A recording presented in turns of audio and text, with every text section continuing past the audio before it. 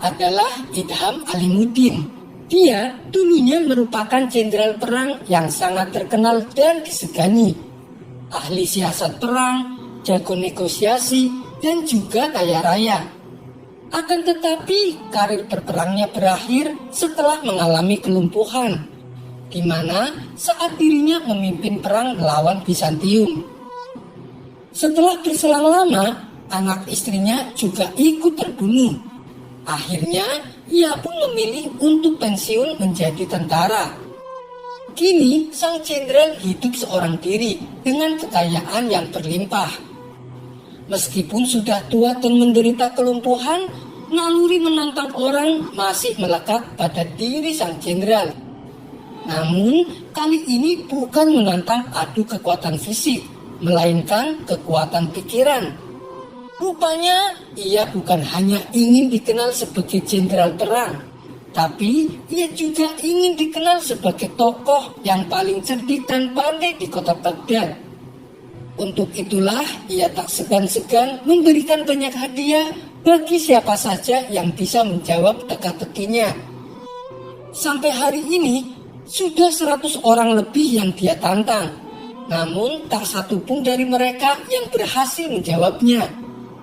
Total pertanyaan yang diajukan jenderal ada 3. Tapi uniknya dari permainan sang jenderal, apabila berhasil menjawab pertanyaan pertama dan kedua, tapi gagal menjawab pertanyaan yang ketiga, maka semua hadiahnya dianggap menjadi gugur.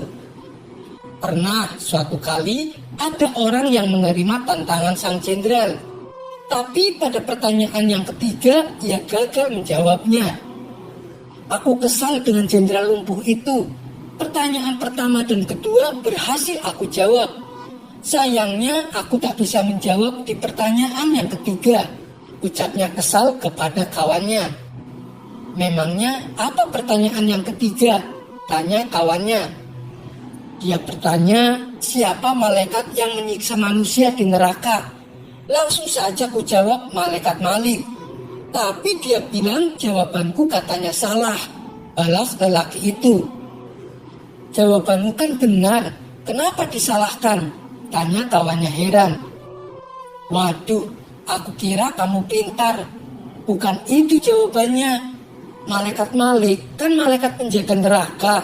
Yang menyiksa manusia itu namanya malaikat Zabaniyah, ujarnya menjelaskan.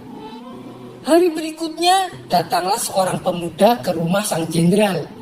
Pemuda itu terkenal paling cerdik dan pandai di kampungnya. Ia menerima tantangan sang jenderal untuk menjawab teka-tekinya. Namun seperti penantang-penantang lain, ia harus mengalami kegagalan. Karena kecewa, pemuda itu berkata, "Wahai jenderal, apakah Anda berani menantang Abu Nawas?" Sang jenderal merasa tertarik dengan tawaran tersebut. Wah, ide bagus itu. Sampaikan kepada Abu Nawas, saya ingin menantang dia, ucap sang jenderal.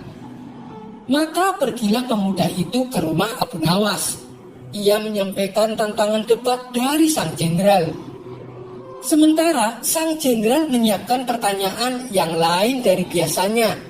Bisa dibilang kali ini teka-tekinya sangat sulit dipecahkan. Mengingat reputasi Abu Nawas adalah orang yang terkenal paling cerdik di kota Baghdad.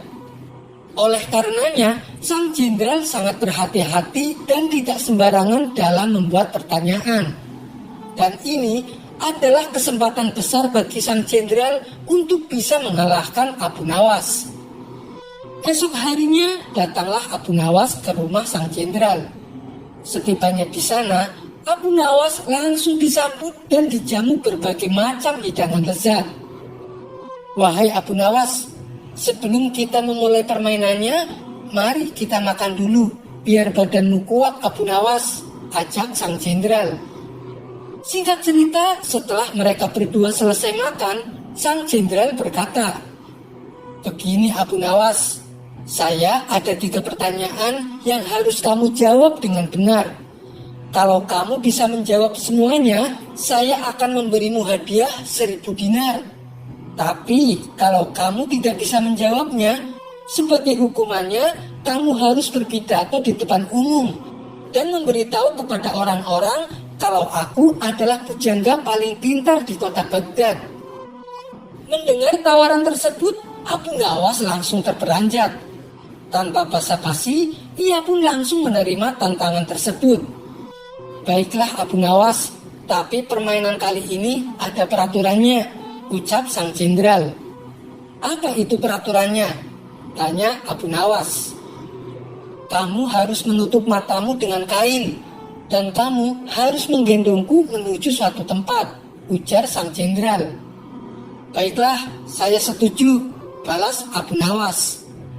Maka Abu Nawas langsung menggendong sang jenderal dengan keadaan mata tertutup. Setelah berjalan agak lama, sampailah mereka di tempat peternakan unta milik sang jenderal. Berhenti Abu Nawas, kita sudah sampai, kata sang jenderal.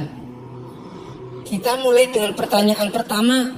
Katakan padaku, kita sedang berada di mana? Tanya sang jenderal. Apa-apaan ini? Mana mungkin saya tahu dengan keadaan mata tertutup, pikir Abu Nawas. Tak lama kemudian Abu Nawas menjawab, kita sedang berada di peternakan unta Tuan Jenderal. Sang jenderal sangat terkejut. Bagaimana mungkin Abu Nawas bisa tahu? Padahal peternakan unta miliknya tidak sembarangan orang diizinkan masuk. Baiklah Abu Nawas, jawabanmu benar. Mari kita lanjutkan perjalanan untuk pertanyaan yang kedua. Mereka lalu melanjutkan perjalanan. Sang jenderal tetap digendong oleh Abu Nawas. 1 jam kemudian, sang jenderal berkata, berhenti Abu Nawas. Sekarang waktunya pertanyaan yang kedua. Katakan padaku, kita sedang berada di mana? Tanya sang jenderal. Sejenak Abu Nawas berpikir.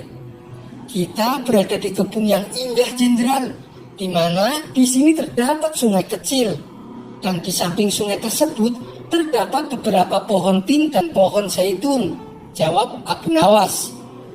Sang jenderal kembali dibuatnya kaget.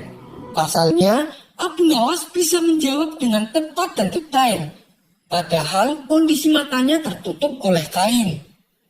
Jangan-jangan Abu Nawas punya ilmu sihir, pikir sang jenderal. 2 pertanyaan sudah kamu jawab dengan benar Abu Nawas. Mari kita lanjutkan perjalanan untuk pertanyaan yang terakhir, ucap sang jenderal. Kemudian Abu Nawas kembali menggendong sang jenderal berjalan melewati padang pasir. Setelah 4 jam kemudian, sampailah mereka di tempat pelacuran yang terletak di tengah padang pasir. Berhenti Abu Nawas. Sekarang katakan padaku, kita sedang berada di mana? Tanya sang jenderal. Abu Nawas tidak langsung menjawab. Ia berkonsentrasi penuh agar jawabannya tidak salah. Kemudian ia berbisik kepada sang jenderal. Tuan Jenderal, ngapain kita ke tempat pelacuran? Lihatlah, ada wanita telanjang di depan kita, ucap Abu Nawas. Mendengar jawaban Abu Nawas, sang jenderal terkejut dan heran. Bagaimana mungkin Abu Nawas bisa mengetahui dengan kondisi mata tertutup kain? Karena berhasil menjawab 3 pertanyaan dengan benar, maka sesuai kesepakatan Abu Nawas berhak menerima hadiah. Dengan disaksikan Baginda Raja dan masyarakat, sang jenderal menyerahkan hadiahnya di depan istana kerajaan. Setelah menyerahkan hadiahnya, sang jenderal berpidato di depan orang-orang. Dia menceritakan kegiatannya ketika dalam perjalanan bersama Abu Nawas. Wahai Abu Nawas, terus terang saya heran dan tidak habis pikir. Kenapa kamu bisa menjawab ketiga pertanyaanku dengan tepat? Padahal kondisi matamu tertutup kain, tanya sang jenderal kepada Abu Nawas. Dengan suara lantang, Abu Nawas menjawab, itu mudah saja Tuan Jenderal. Ketika Tuan mengajukan pertanyaan pertama, kaki saya menginjak kotoran hewan. Dan di situ saya juga mendengar suara unta. Dari situlah saya bisa menebak kalau saya sedang berada di peternakan unta. Jawab Abu Nawas. Baginda raja dan orang-orang kagum dengan kecerdikan Abu Nawas. Oh, begitu ya Abu Nawas. Lalu, bagaimana kamu bisa menjawab pertanyaanku yang kedua? Tanya sang jenderal melanjutkan. Begini Tuan Jenderal, meskipun mata saya tertutup, tapi telinga saya mendengar suara air sungai mengalir dan suara kicauan burung hasun. Sedangkan burung hasun hanya mau memakan biji-bijian buah zaitun dan buah tin. Pohon tin dan pohon zaitun sendiri hanya bisa tumbuh di pinggiran sungai. Jawab Abu Nawas menjelaskan. Mendengar jawaban Abu Nawas, Baginda Raja dan orang-orang bertambah kagum dengan kecerdikannya. Saya akui kamu memang cerdik Abu Nawas, puji sang jenderal. Tapi bagaimana bisa kamu menjawab pertanyaan terakhir dengan tepat? Tanya sang jenderal penasaran. Justru pertanyaan terakhir itu pertanyaan yang paling mudah jenderal, balas Abu Nawas cengengesan. Ketika Tuan menyuruh saya berhenti, tiba-tiba saja saya merasakan ular di celana Tuan bergerak-gerak di punggung saya. Endut-endutan Tuan Jenderal, jawab Abu Nawas menahan tawa. Dari situlah saya bisa mengetahui kalau di depan saya pasti ada wanita telanjang, kata Abu Nawas melanjutkan. Spontan Baginda Raja dan orang-orang yang hadir tertawa terpingkal-pingkal mendengarnya. Sedangkan sang jenderal hanya bisa tersenyum kecut menahan malu. Sampai di sini dulu perjumpaan kita. Semoga Anda terhibur. Wassalamualaikum warahmatullahi wabarakatuh.